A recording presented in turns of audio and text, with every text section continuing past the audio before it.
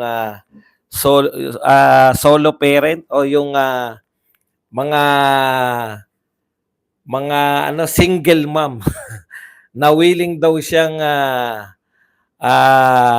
ibigay ang kanyang serbisyo, no? Serbisyong sexual. Single mother, mga single mom. Alam niyo po, tapos ang dami po nagre-react, isa na ang yung lingkod na napakamanyak naman ito ni Sir. Mana ka ba kay Arnold Flavio? Alam niyo po, may bumabalik, bakit si Tatay Digong pag nag-joke? Yun nga po yun, no? Sa tingin ko, ang nakasama po sa kanya, yung pong hindi naman po wholehearted yung kanyang paniniwala na ito ay joke lang, no? Kasi po ang pagkakaiba po ni Tatay Digong, pag nag-joke, wala po siyang pakialam. Hindi po niya kinakailangan ipaliwanag, sabihin niya lang joke 'yun. Tapos. Alam niyo po kasi yung mga tao po na nabubuhol-buhol po sa pagpapaliwanag eh. No? Nagkakabuhol-buhol po sa pagpapaliwanag. Una, sinasabi niya, yung uploader ang may kasalanan. Putya, ikaw yung nagsalita eh, di ba? Ako po, kami po dito sa mga vlogger, pagka po present sa amin, kaya consciously, alam namin na pwede anytime. Di ba? Conscious ka dapat anytime pwedeng tapyasin yung iyong splice yung iyong video, no? I-out of context ka. Lalo na po kayo, kami vlogger. Vlogger nga kami, alam ko na pwede yun, di ba? Kaya ka ba nagre-react dahil nasita ka lang ng Comelec? Bakit si Tatay Digong mas worse pa minsan? Ayun na nga eh. Tanggap ng mga tao na joke yun at hindi niya kinakailangan magpaliwanag. Alam niyo yun yung conviction mo, nagbigay ka ng joke, tanggapin man niya ng mga tao o hindi, joke yan sa'yo. Sa'yo, pag kinakailangan mo na ng maraming paliwanag at kinakailangan mo ng manisi, may mali talaga dun sa joke mo. Very offensive talaga yun. Kasi kinakailangan mo pangatwiranan eh. Si Tatay Digong, minsan lang siya nagsabi, joke yan. Joke lang yun. Tapos, take it or leave it. Kasi yung prestige ni Tatay Digong, yung prestige niya, di ba? Mapapatawad mo siya sa mga joke na medyo may kabastusan. At saka kasi nakakatawa talaga. Nakakatawa talaga. Di ba? Pero yung kabuuan kasi ni Tatay Digong, wag na.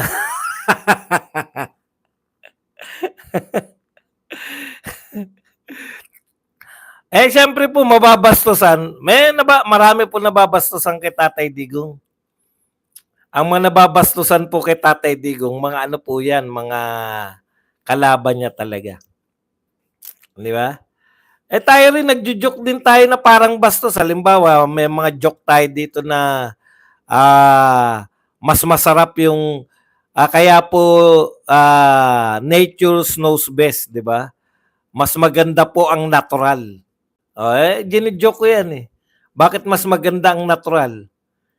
Katulad po ng gatas ng ina, mas maganda talaga ang natural. Bakit po? Masustansya eh.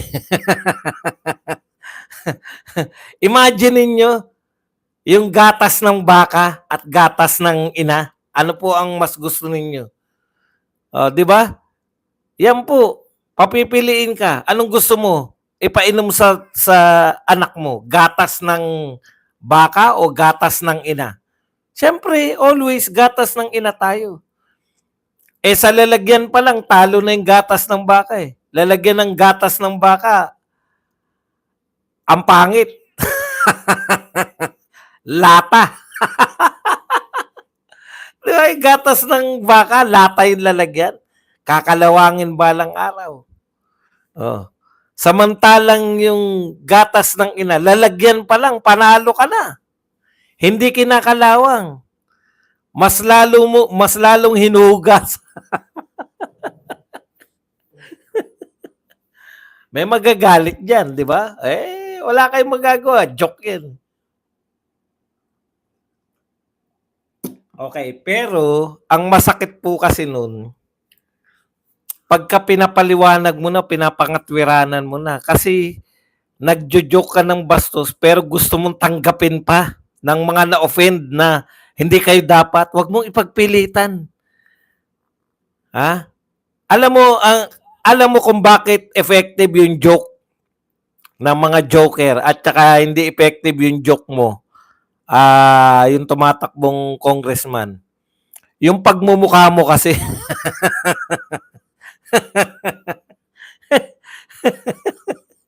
Imaginein mo kung si Aga Mulak halimbawa ay nag-joke ng ganun. O yung mga single mom po. Yung meron pa pong dinadalaw po ng regla. Regla pa yung magkakasabit. O yung mga dinadalaw pa po na regla. Kung si Aga Mulak pumila lang po kayo dyan, magpalista kayo at alam niyo po, pag si Aga Mulak po nagsalita, no, baka magtitilian pa. Kasi Placido, shout out sa'yo, Placido Pilosopo.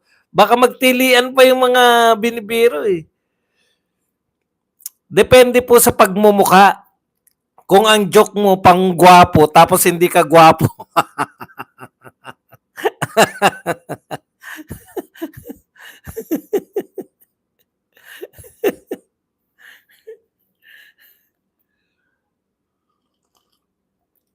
Okay, punta na po tayo rito sa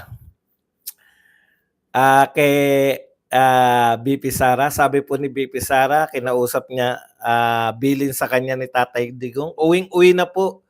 Uwing-uwi na po si Tatay Digong dahil sabi niya, matanda na ako, anytime I can go, but I want to die in the Philippines.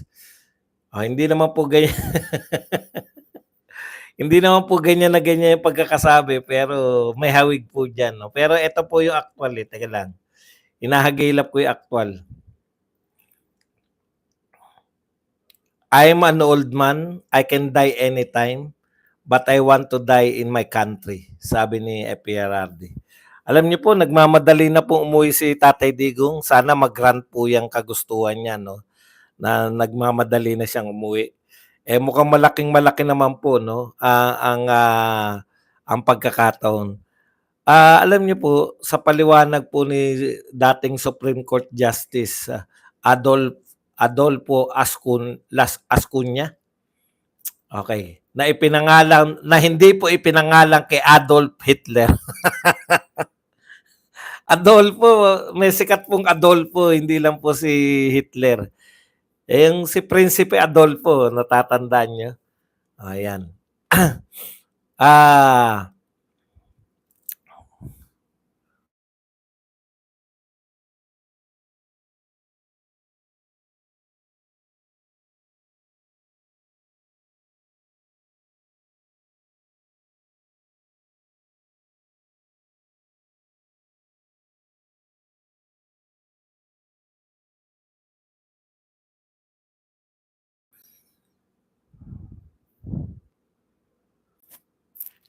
Kasi nga may tumatawag eh. Okay. Ito po, unawain po natin. Yeah, wishlist yan ni Tatay Digong pero malaki po talaga yung chance niya. Ayon po sa sinasabi nitong kanyang attorney. Sana magkatotoo, no? Sana po magkatotoo kasi talagang grabe po yung ginawa kay Tatay Digong, hindi po makatarungan. Okay, pero sa local front po, may guest po. Actually, dapat ito sa bilyonaryo, debate po yung kanilang pinorma, no? Debate po ni Justice Adolf Ascuña at saka po ni Laila de Lima, no? Siyempre, pagtatanggol ni Laila de Lima, tanong niyo po kung sinong hindi sumipot, si Laila de Lima. Di ba? Ayan ang sinasabi natin eh. Pagka talagang magagaling yung katapat, hindi nyo naman tinatapatan eh. Dakdak kayo ng dakdak. Ito na pagkakataon mo na ipagtanggol yung na tama.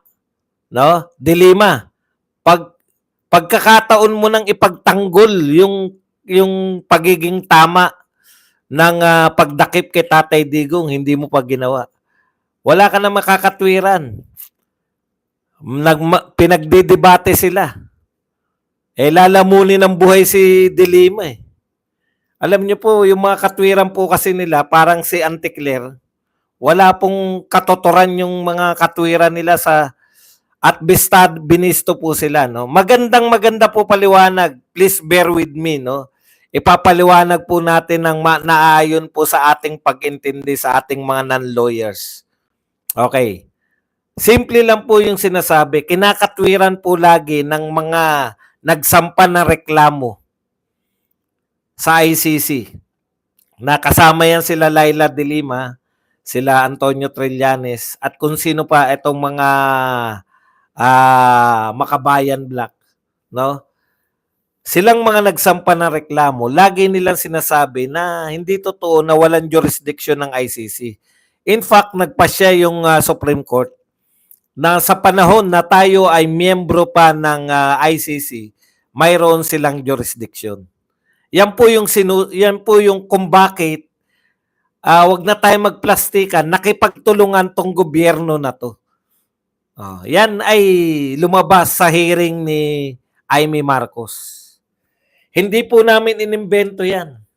Yan po ay lumabas sa hearing ni Amy Marcos na nakipagtulungan talaga yung gobyerno sa ICC. Okay. Nakipagtulungan din ng gobyerno at pinagmamalaki ni Marcos sa Interpol para madakip si Tatay Digong. Ano naman yung basehan ng Interpol? Yung ICC warrant of arrest.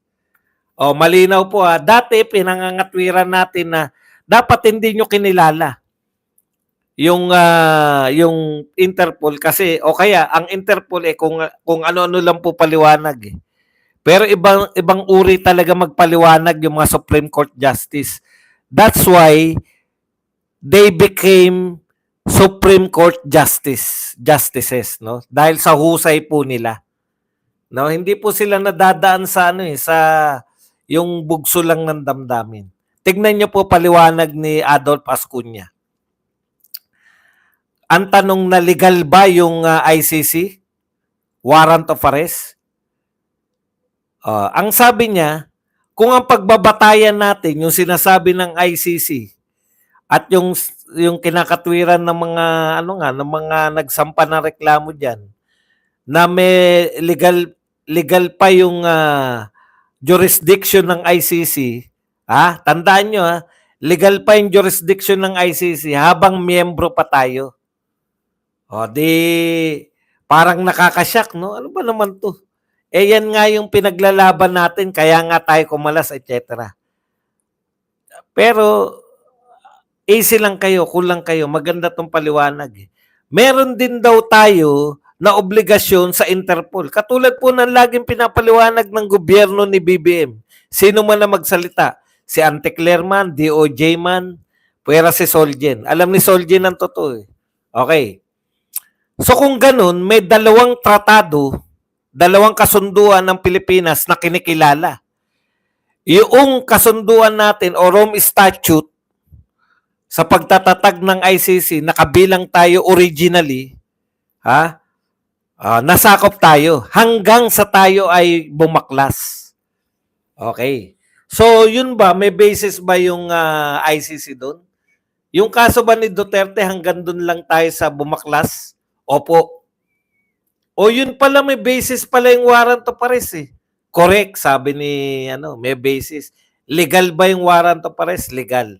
Pakinggan nyo lang po muna, wag muna kayo mag-react, kahit take muna natin kasi importante po to eh. Okay. Kung legal po, ayan kung legal po yung warrant of arrest, di legal din po yung pagkaka-aresto. Okay. Ang ibig sabihin, kung ang pinagbatayan po natin, sabi ni Ascuña, justice po to.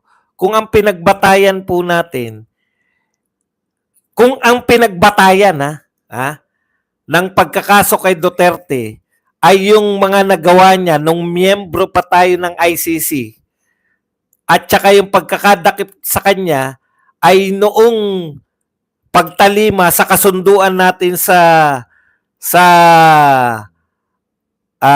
Interpol, legal po yun, pati yung pagkakaresto. Teka ba dong? Pucha, kanina ka pa sabi na legal. Di, talo pala tayo dyan sa paliwanag. But wait, there's more. Di ba? Ano ngayon yung kinakatwiran? Di ba? Malinaw yun eh. Sa Rome Statute, na sinasabi nila na nireklamo lang naman namin sa ICC yung miyembro pa tayo eh. Pag yun po ang batayan, tsaka nakipagtulungan kami sa Interpol kasi may kasunduan tayo, may treaty tayo sa Interpol eh. Di ba? Okay. So okay yun. Valid daw yun. Legal daw yung warrant of arrest. Ngayon, ang tanong, bakit hindi natin hinarap sa local court pagkahuli kay Tatay Digong? Di ba? Bakit nung hinuli si Tatay Digong, hindi natin hinarap sa local court at diniretso na natin sa ICC? Ano po paliwanag nila dyan? Hindi naman natin kinikilala yung rules ng 59 ng Rome Statute eh. Dahil hindi na tayo miyembro ng ICC. Tignan nyo. Ito po ang paliwanag ni Ascuña na maliwanag, no? Okay. Pag kinikilala mo yung tratado, hindi po pwedeng may kondisyon. It's either kinikilala mo ng buo. Hindi mo pwedeng sabihin na ang basehan ng pagkakaresto kay Tatay Digong ay Rome Statute, ICC, pero yung rules mismo ng ICC hindi mo susundin dahil hindi na tayo miyembro. Hindi po ganun yun. Wala kayong lusot. Lumabag kayo sa batas. Okay. Ang pagsunod sa tratado, susundin mo yung laman, kung sinasabi mong sinusunod mo yung tratado, susundin mo yung lahat. Hindi po pwedeng, etong article lang na to, Article 1 to 19 lang ang susundin ko, pero yung Article 20 to 59, hindi ko susundin. Hindi po pwede yung half-baked. Kung kinikilala mo yan yung basehan mo, kaya legal yung pag-aresto, kilalanin mo yung mga nilalaman. Ano yung sinasabi? Pag nanghuli ka, ayon sa Rome Statute, ihaharap mo siya sa local court ayon sa Rome Statute. Hindi mo po pwedeng sabihin na pinahuli namin yan ayon sa Rome Statute, pero hindi namin kinikilala ang Rome Statute dahil tayo ay hindi na miyembro ng ICC. Kaya sabi ko, ito, kaya ang conclusion niya, therefore may paglabag. Ngayon, kung sinasabi natin na hindi natin kinikilala yung tratado, bakit natin isusuko si Tatay Digong kung hindi natin kinikilala? Oo nga. Hindi mo pala pwedeng isuko ang isang tao sa isang entity na hindi mo kinikilala yung tratado. Kasi po, ang pagbibigay ng mamamayan, bago mo ibigay ang mamamayan, dalawang kaparaanan lang, extradition at surrender. Hindi po extradition kasi walang korte nagsabi. Surrender ba? Kung hindi mo kinikilala yung tratado, paano mo iso-surrender? Wala pong lusot, lagi pong may paglabag. Kung kinikilala mo yung tratado, dapat buo. Hindi po pwedeng kinikilala ko lang yung kalahati lang. Surrender ang ginamit, tapos sasabihin mo na Kung surrender po ang ginamit, tapos sasabihin mo na hindi natin kinikilala yung pinag-surrenderan, paano mo iso-surrender kung hindi mo kinikilala?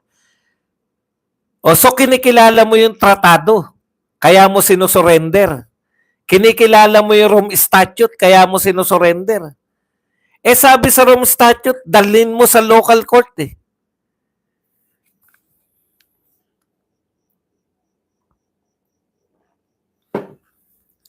So ang konklusyon ng Chief Justice, maliwanag na may paglabag sa ginawa nila kay Tatay Digo. Either way, sabihin mo hindi na kinakilala yung ICC, hindi na natin kinikilala, bakit mo isusuko sa hindi mo kinikilala? Kung kinikilala mo yung ICC, sasabihin nyo, kinikilala natin yan dahil nakalagay sa rules ng ICC, kinikilala natin sila hanggang dun sa tayo ay umalis, eh yun po yung laman ng ICC. Kaya mo sinasabi yan. Parang ganun yung sinasabi ni Justice eh. Kaya mo sinasabi yan, kinukote mo yung ICC na may jurisdiction sa iyo yung ICC hanggat ikaw ay hindi pa hanggat doon sa panahon na ikaw ay kumalas na. Sino yung kinukote mo? ICC. Hindi mo pwedeng i-quote yung ICC tapos baliwalain yung rules ng ICC. Kinukote mo siya, kaya mo dinadakip si Duterte, samantalang hindi mo kikilalanin siya pag sinabi niya na pag dinakip mo si Duterte, dapat dalin mo sa RTC. Regional Trial Court ng Davao, Regional Trial Court ng Maynila o kung saan man siya nahuli. Pasay. Sabi ko, ito po ang pinakamalinaw. Wala pong yung pilitan. Di ba? Walang pilitan eh. Kasi kung ano man ang gusto mo, kinikilala mo ba ang ICC o hindi? Kung hindi mo siya kinikilala, bakit mo siya surrender? Sabi nyo, surrender yung ginawa kay Tatay Digong eh. Hindi mo pwedeng isurrender ang isang tao sa hindi mo kinikilalang entity. Ngayon, kung kinikilala mo naman yung ICC, bakit hindi mo sinunod yung sinasabi ng ICC? Nadalhin siya sa local court.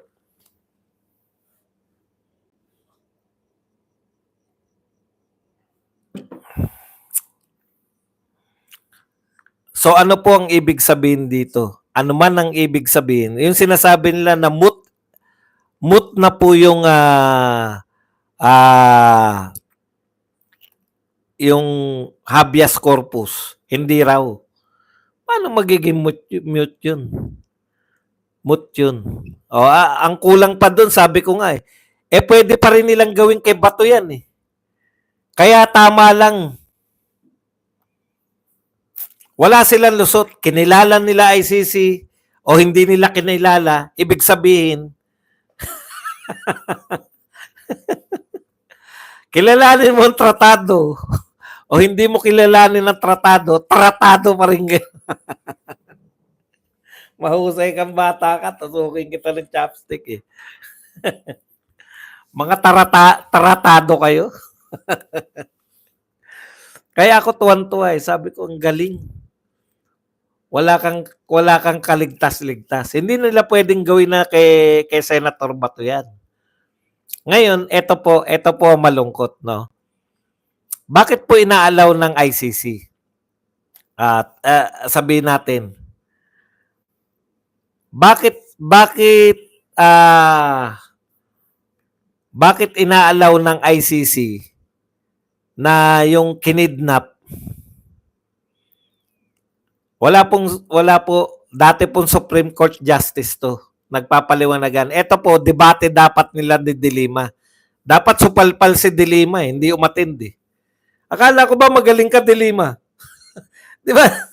Di ba ka? Justice Secretary ka? Bakit hindi ka umatin? O pareho sila eh. Former Justice of Supreme Court, former Justice Secretary, debate sana. Ipagtatanggol sana ni De Lima na walang nilabag ang pamahalaan. Hindi dumalo. Wala kang katwiran.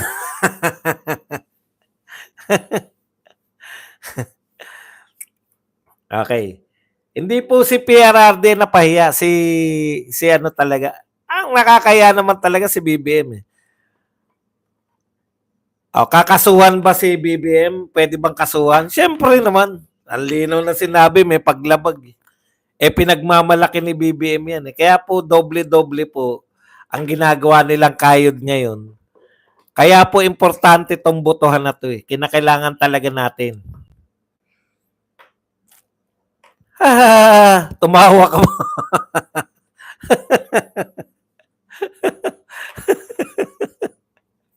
Tignan nyo. Tignan nyo po kung gaano kababaw yung katwiran nila, no?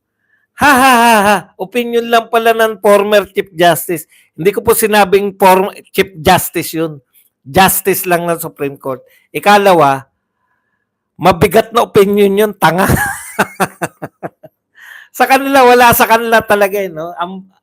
Ang pupurol na talaga ng utak. Alam mo, pag may opinion na ganyan, kung hindi ka sang-ayon, kontrahin mo. Di ba? Opinion lang po talaga to lahat eh. Dahil ang official lang po magpapasya, Supreme Court tsaka ICC. Tungkol po sa mga batas na pinag-uusapan natin. Lahat po to opinion. Ngayon, huwag mong pagtawanan yung opinion dahil napakaganda na opinion niya. Ganyan po kalabnaw yung mga utak nitong mga to. Same lang na sa survey si Bongbong Marcos, tuwan-tuwa pa sila. Di bali na, presidente pa rin naman. Ganyan, kaya tuwan-tuwa sila eh. Opinion lang pala ng justice. Opinion lang ng justice, nilang mo yung opinion ng justice. Si Jared nga, pinagmamalaki mo yung opinion, tanga. Ikumpara mo nga yung justice sa Supreme Court kay Jared. Bobo talaga. Bobo talaga tong mga to eh.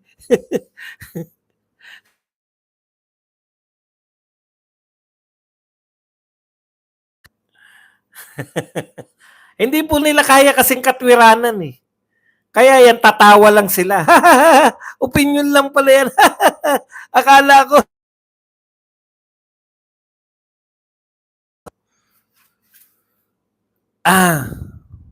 Okay.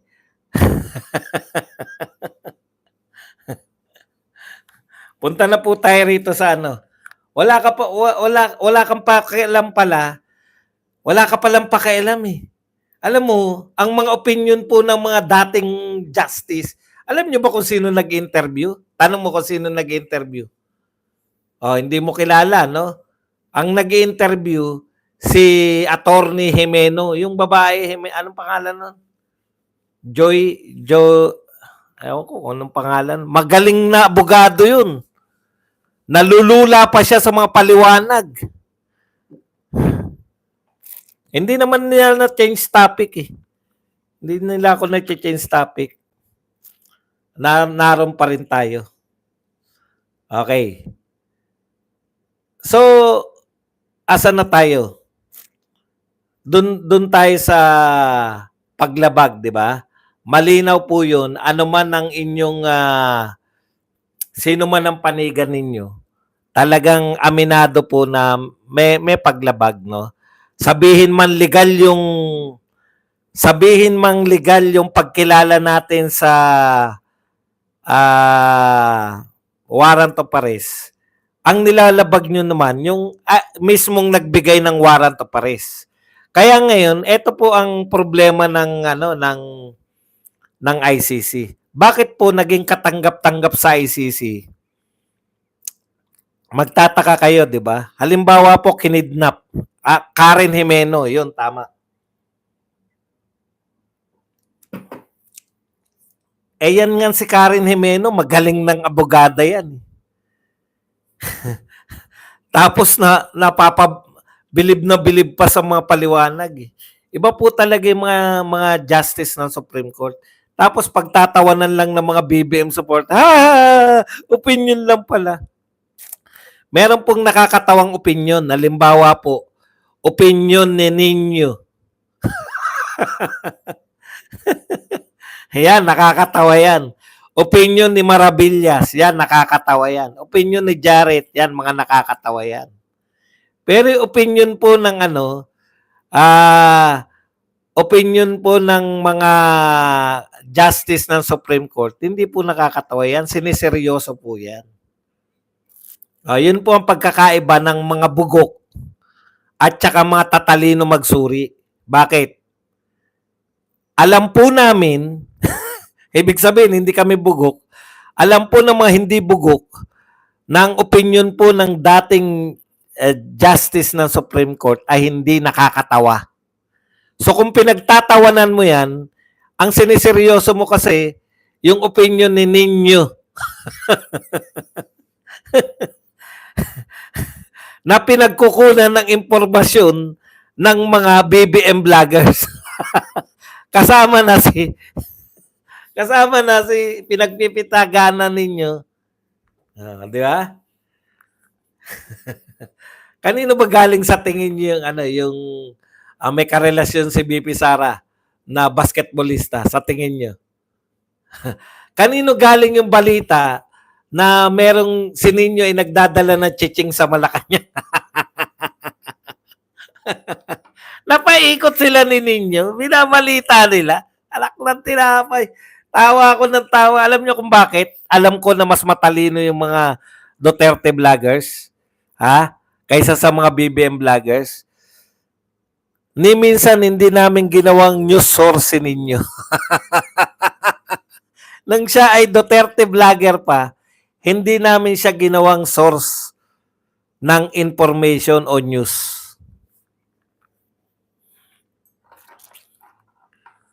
Di ba? Tapos ang pagtatawanan nyo, opinion.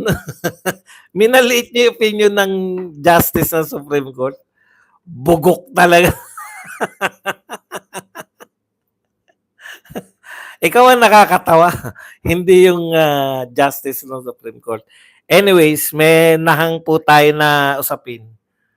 Bakit po katanggap-tanggap sa ICC ang pagkikidnap? Dapat kasi, di ba, kung kinidnap mo yung suspect, wag na si Tatay Digong, nangidnap ka ng suspect, dito kasi sa Pilipinas, pag ang ebidensya ay nakuha mo sa maling paraan, o miski sa US, ganun yata nakuha mo sa maling paraan, dismiss kagad yung kaso. Puta, ito hindi lang ebidensya nakuha sa maling paraan yung mismong suspect ay nakuha sa maling paraan. Dapat dismiss na yan Kakaiba po kasi ang ICC. Yan, papaliwanag natin. No? Sa kanila, katanggap-tanggap yung pagngingidnap sa suspect. Bakit po katanggap-tanggap? Dahil sila mga imperialista. Ang standard po ng mga imperialistang bansa, kakaiba po sa lahat. Subukan mo ang kidnapin si Putin o si yung kapwa nila mga imperialistang bansa. Yung malalakas na bansa. Subukan mong kidnapin at dalhin sa ICC. I-dismiss kagad ng ICC yan. Pero ang katulad ng Pilipinas, na tingin nila ay alipin, normal lang pong kidnapin yung presidente ng Pilipinas. Presidente ba yan? Kidnapin nyo. Okay lang sa amin, tatanggapin namin. Bakit? Imperialista sila Ang tingin nila sa sarili nila, mas mataas lagi. Mapa-France man yan, kasi French ang official communication dyan sa ICC, or mapa-Netherlands, pareho pong imperialista yan. Natatawa nga ako dun dinidebate yung Pilipino ng Dutch media Ang source naman ng information, hindi nila alam kung saan. Philippine government ng Philippine government. Sinasabi na nga ng Pilipino na according sa pulis natin, 7,000 lang yung namatay. Philippine government tawa pa ng tawa. Kasi maliit po ang paningin nila sa mga Pilipino. Kung ako yung nakadebate nun, sasabihin ko, kumusta naman po yung mga kinidnap nyo sa Africa at binenta nyo bilang slaves? Humingi na ba kayo ng tawad? May naparusahan ba sa inyo? Sa inyong mga Dutch? Yan po, Dutch po tawag sa mga taga-Netherlands. Mga alipin ng aalipin kasi yan. Kaya normal po sa kanila yung kidnapping. Nakita niyo po yung double standard? May international criminal court kayo. Ano ang nililitis nyo kay Tatay Digong? Sa kasong, ano na nga yun, yung humanitarian, ano na nga yung kaso ni Tatay Digong? Dahil siya ay lumabag sa ano yung basta humanitarian, nawawala lang po sa isip ko ngayon. Yung nilabag daw ni Tatay Digong ay crimes against humanity. Ang kidnapping po ba hindi krimen sa inyo? Hindi sa kanila krimen ang kidnapping. See the difference? Yung kidnapin mo yung suspect, hindi krimen sa kanila. Tatanggipin nila, kinidnap nyo, thank you, baka bigyan pa. Kasi sanay sila sa pabuya eh. Di ba? Puta, slave, ibebenta, bibigyan ng pera yung nanggidnap sa Africa ng mga slaves, bibigyan pa nila ng pera. Nagdala ka ng slave dito. Hindi po nila nakikita yung mga ginagawa nila na crimes against humanity.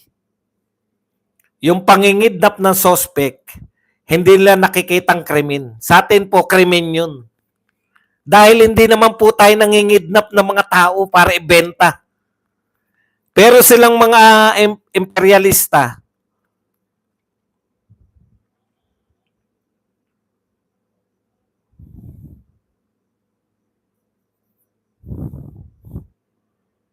katanggap-tanggap po yung pangingidnap. Normalidad sa kanila.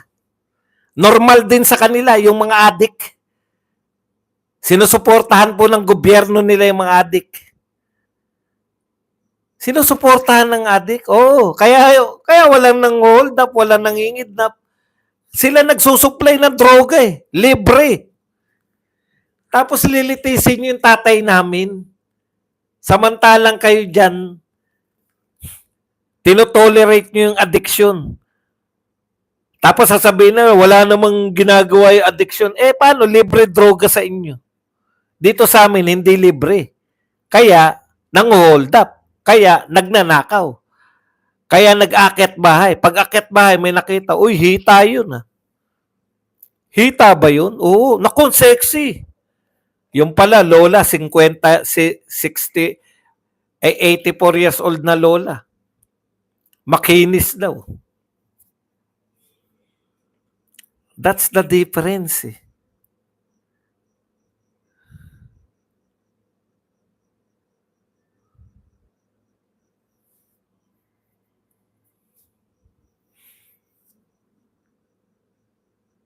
Yung kultura sa atin yung kultura sa atin na tatay, susuhituhin ng mga anak, papaluin. Pwede ba sa kanila yon? Hindi pwede. Kakasuhan ka. Pucha, sinaktan mo yung anak mo, kaso ka. Pero pinagdroga yung anak mo, nagdodroga. Susuplayan namin anak mo ng droga para hindi mang-hold up, hindi. Hindi mahahawa ng AIDS.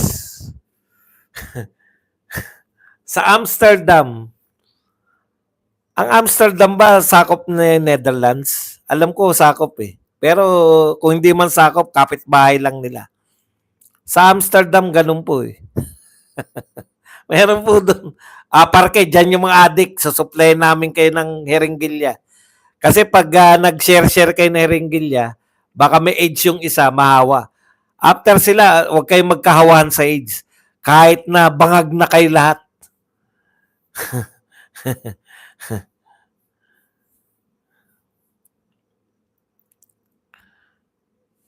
Yari ka, pinagbibintangan mo yung Interpol na kidnapper.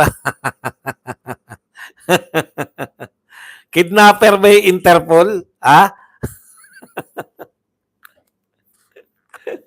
Lilawin mo, tanong mo.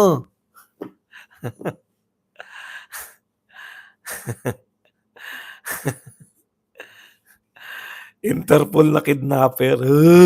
Kawawa naman. Si Tory ba? Si Tory nakikita natin dun. Hindi mo pa direktahin, bakit Interpol pa? Kayong mga, ano kami? Di ba? Amsterdam po yun. Legal po droga dyan. Kaya po ito si Donald Trump. Dapat sa'yo, Donald Trump, totohanin mo yung sinasabi mo. Ano yung sinabi ni Donald Trump? Parurusahan niya yung ICC. Ewan ko kung naka-press na yung mga press na yung yaman ng mga ICC members. At tapos sabi pa ni Donald Trump, di ba? Sinabi pa ni Donald Trump na lahat na makikipagtulungan sa ICC na mandadakip ng mga non-member countries, lalo na yung mga kaalyado, ay isa-sanction niya rin. O yan po, Donald Trump.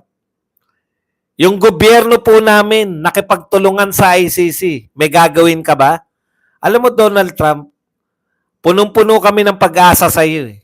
No, maganda yung sinasabi mo, magwa-war on drugs ka, palalayasin mo yung mga illegal immigrants sa iyo, itataas mo yung mga buwis.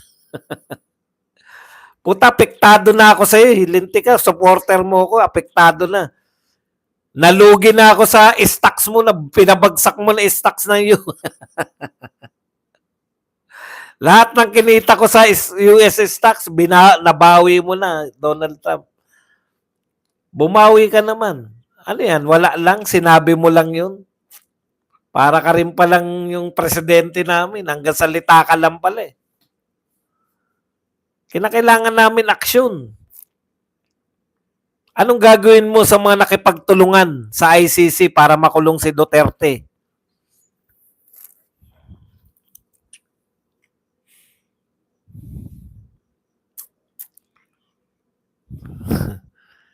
Hindi po. Binasa ko po eh. No? Binasa ko po. Pwede kang tumira. Bawal ka magdala, pero pwede kang tumira ng droga. Idedeklara mo lang para pag na-aksidente ka po, protection pa rin ng mga adik. Alam mo kung bakit? Dineklara mo. Kasi sasaksakan ka ng gamot eh. Ano tinira mo? Dapat ideklara mo para hindi ka masaksakan ng gamot na kontra doon sa tinira mo. Ganun po sila kalinyin. Parang baliw nga, bawal magdala ng droga pero tumira ng droga, hindi ka ikukulong. I-declare mo lang. Pag naka-aksidente ka, tumira po ako ng cocaine. Para alam nila na yung isasaksak sa'yo, naputulan ka ng kamay, sasaksakan ka ng gamot. Hindi ka kontra sa cocaine. Ganun po yung lintik na Amsterdam na yan eh. Netherlands na yan eh. Kaya kayo, ang at war on drugs, syempre, tingin nyo nga hindi krimen yung droga eh. Tapos, war on drugs, kontra sa droga si Tatay Digong. Kung sa inyo hindi krimen ang droga, talagang masama na kagad si Tatay Digong. Pero dito po sa amin na krimen ang droga, magaling na presidente si Tatay Digong. Cultural po yan eh. Kaya hindi po pwede dapat na si Tatay Digong litisin dyan sa mga yan. Hindi dapat siya nililitis dyan sa mga dayuhan na yan. Okay. Punta na po tayo sa inyong mga katanungan, sa inyong mga reaksyon. At higit sa lahat, pwede na po kayong magpakape.